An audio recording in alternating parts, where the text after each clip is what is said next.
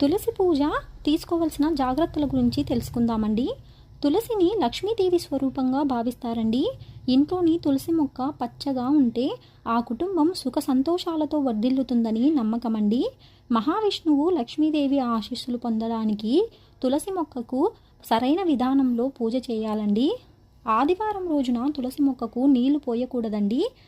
తులసిని ప్రతిరోజు పూజించాలండి. స్నానం చేయకుండా తులసి మొక్కని వాటి ఆకులను తాకడం చేయకూడదండి. ఏకాదశి ఆదివారం రోజుల్లో నారాయణుడి కోసము తులసిమాత ఉపవాసం చేస్తారండి. అందుకే ఆ రోజు తులసి మొక్కకు నీళ్లు పోయకూడదండి. అలా పోయడం వలన అమ్మ ఉపవాసం విరమించినట్లవుతుంది. అది మనకి శుభం కాదండి.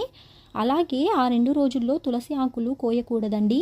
సూర్యాస్తమయం తర్వాత తులసి ఆకులు తెంపడం, కోయడం వంటివి చేయరాదండి.